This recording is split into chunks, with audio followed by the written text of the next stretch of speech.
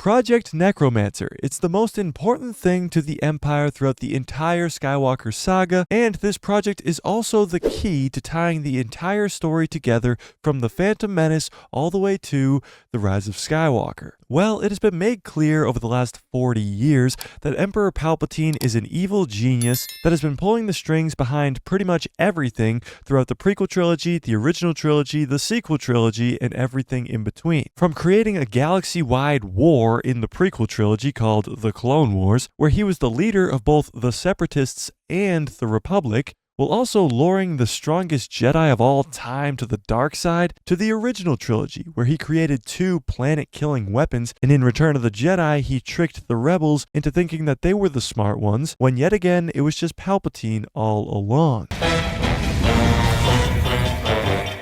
To even the sequel trilogy, where he created Snoke and lured Ben Solo to the dark side, building up the First Order and pretty much ruling over the entire galaxy on life support all the way on Exegol, while also making an entire fleet of planet-killing Star Destroyers. Palpatine was really behind all of it. But one thing that remains constant throughout all of Palpatine's plans is his obsession with cloning. And this all stems from Palpatine's master, Darth Plagueis, wanting to live forever. Did you ever hear the tragedy of Darth Plagueis the Wise? Many Sith throughout the history of the galaxy far, far away have tried to live forever, or at least cheat death in some way, and all of them have failed, until Palpatine showed up. Palpatine realized that his body was the problem. No matter how hard he tried or how much Sith magic he used, his body would always deteriorate. So he went to cloning. If he could create a perfect clone body that is Force sensitive, that he could put his life essence into, then he could live forever. And after just stumbling upon the best cloners in the galaxy in the Kaminoans during the Clone Wars, Palpatine began his experiments. And when the war was over, he threw all of his resources that he could into one project named Necromancer. Necromancer, by definition, means one who practices magic or sorcery. We've seen Palpatine dabble with a little bit of Sith magic, and we've seen even Night Sister magic recently in Ahsoka late last year. So what is this project, and how is it different from that? Well, creating the perfect Force-sensitive clone body is nearly impossible. Creating the perfect Force-sensitive body that you can also transfer your essence into, using magic or sorcery, is even more impossible.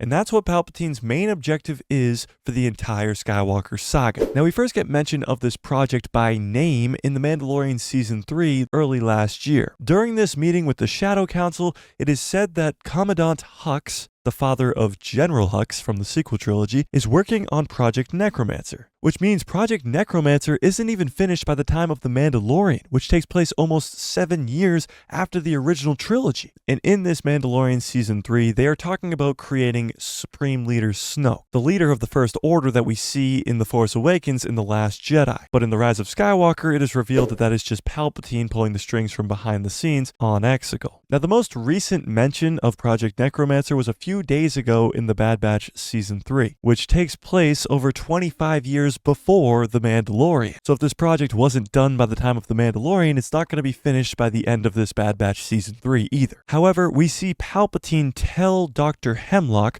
on Mount Tantus that all of the resources that he needs to complete this project will be at his disposal, showing how important this project really is to Palpatine. Because if he dies, which he eventually does in Return of the Jedi, then everything he worked so hard for, creating an entire galaxy war called the Clone Wars, rising to power and creating the Galactic Empire, will be for nothing. So Project Necromancer, the project to create a cloned Force-sensitive using Sith magic, is the most important thing to Palpatine's plans. And we just got the first glimpse of what's going to be an extremely important story point of this 3rd season of The Bad Batch, as the remainder of the season is going to be the Empire trying to get Omega back because she has a very high midichlorian count or Force sensitivity count in her blood, which will hopefully help to make a clone Force sensitive body that Palpatine can put his Force essence into. Now, the whole magic aspect of this project is very strange to me. You just look at this vault where these back bacta tanks are being held in the Bad Batch Season 3, it looks like the inside of a Sith temple. With all these red lines everywhere, it seems like a Sith ritual is going on in this room. Needless to say, it's going to take a lot more than luck for Palpatine to succeed with this project. This does tie everything together, from the prequel trilogy to the Bad Batch to the original trilogy to the Mandalorian all the way to the Rise of Skywalker. Project Necromancer is the key to